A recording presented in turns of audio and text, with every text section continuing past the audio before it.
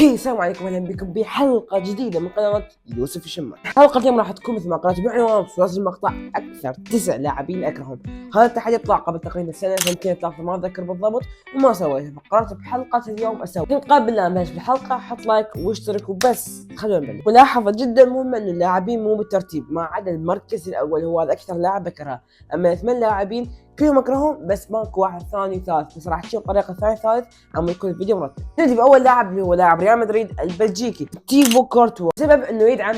بس عمود لا نطول الموضوع، خلينا نعبر للاعب اللي بعده. اما اللاعب الثاني فهو الارجنتيني انخيل دي ماريا. هذا اللاعب اللي يقول عليه ما عنده صحة صديق. ابسط مثال لعب ويا باريس سان جيرمان سجل على ريال وفريقه السابق احتفل، لعب ويا باريس سان جيرمان سجل على يونايتد فريقه السابق هم احتفل. ابرز نجوم العالم او ابرز اللاعبين المحترمين اللي سجل على فريقه السابق اللي لعب وياه وتعايش وياه وكبره سووه نجم يعتذر او يحتفل بهاي الطريقه تبين الاحترام. عكس انخيل دي ماريا كل ما يصير في الفريق السابق يحتفل، تبغى اللي يسويه يكون جنوني، واحد ما مخبل واحد بس يريد يحتفل. ننتقل للاعب الثالث. المرتبه الثالثه عندنا البرتغالي المعتزل حديثا بيبي، بسبب لعبه الخشن والرعوني اللي دائما يسويه ضد الخصوم. راموس على سبيل المثال نفس الشيء، عنده خشونيه بس على الاقل راموس ما عنده الرعونيه عند بيبي. دائما يدخل على الطوبه بهدف انه يكسر المهاجم مو عم يقطع الطوبه، عكس راموس اللي دائما يدخل على الطوبه الا بعض الاحيان ما يستفز او مثلا هو يجي لحظات رعونيه او يكون جاي يلعب ضد ميسي، فهو ميسي بالنسبه لي اكثر لاعب يحبه حتى يكسر. طريقة لعبه دائما تكون مو حلوة ويسيء دائما للأندية والجماهير ودائما عنده مشاكل. طبعا وتشوفون شغله انه انا حيادي بهذا الموضوع، ما له علاقة اذا لاعب ريال مدريد لازم ما اكرهه. كل اللاعبين ممكن يكرهون او يحبون. مثلا انا اشجع ريال مدريد، ايضا جبت لكم تقريبا حدث 3 لاعبين من ريال مدريد او لعبه سابقه بريال مدريد، شيء جدا طبيعي. عادي اكره من لاعبين ريال مدريد او احب لاعبين ريال مدريد. نفس الشيء برشلونه، هواي لاعبين اكرههم من برشلونه، كلش هواي لاعبين انا احبهم لعبوا برشلونه. بالنسبه لي دائما بهاي القناه بهاي الفيديوهات اكون حيادي، ما لي علاقه انه اشجع ريال مدريد، اشجع ريال مدريد خارج الفيديوهات. ادخل الفيديوهات اعتبر شخص اصلا ما يشجع اي نادي. ادخل اللاعب الرابع اللي عندنا اللي هو الايطالي جورجينيو. سبب مقنع خليك تقتنع انه جورجينيو لازم واحد يكره، والاعلام كرهنا به. جورجينيو موسم 2021 جابوا تشيلسي دوري ابطال وهو يلعب مع نادي تشيلسي.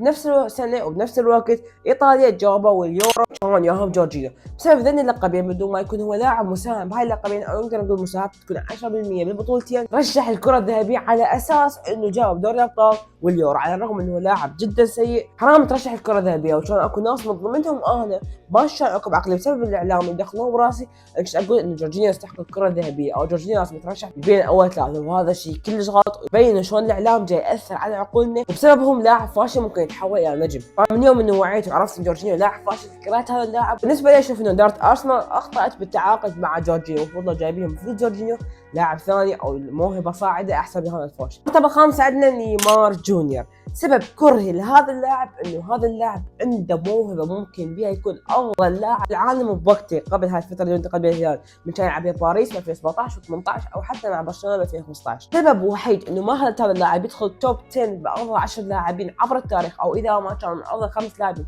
عبر التاريخ، هي عقليته الفاشله. لاعب مزاجي دائما يدور على فلوس. نقدر نقول انه نيمار لو باقي مع نادي برشلونه حتى هاي اللحظه ممكن على الاقل ماخذ كرتين ذهبيه مع نادي برشلونه. اما الفلوس عاف برشلونه راح على باريس سان جيرمان، انتقل باريس، ظل كل موسم يربطون اسم نيمار ببرشلونه لحد ما انتقل للهلال السعودي.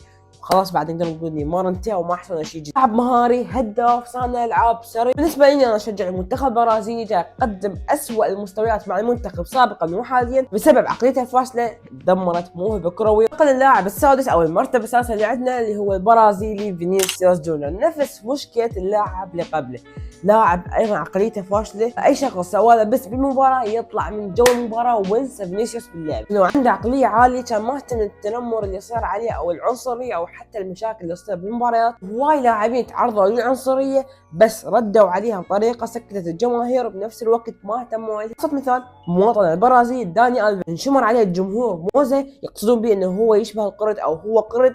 لاعب يكل الموزه وكمل المباراه، وبالعكس تدافع حتى يقدم افضل مستوى، عكس فينيسيوس اللي على ابسط الاشياء يتعارك ويطلع من جو المباراه. العقليه اللي عنده مال الجهال مال مزعطه. انتقل اللاعب السابع اللي هو الاسباني دييغو كوستا.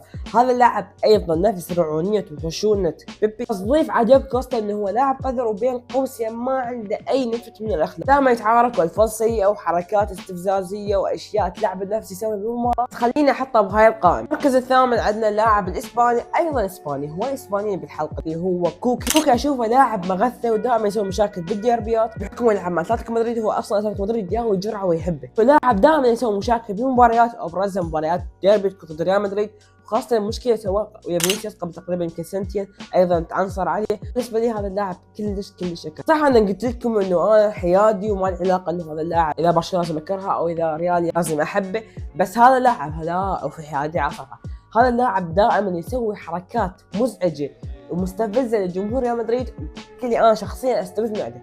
مشكلتي جدا شخصية اللي هو جيرارد بيكي، اكثر لاعب اكره هو جيرارد بيكي بسبب حركاته المستفزه اللي يسويها ضد ريال مدريد. مستحيل هذا اللاعب يقارن براموس او مالديني او نيستا او حتى هو هذا رسميا اكثر لاعب اكرهه. بهيش نقدر نقول خلاص حلقه اكثر 9 لاعبين اكرههم. اتمنى عجبتكم الحلقه، لايك واشتراك كما يوسف الشماري، ومع السلامه.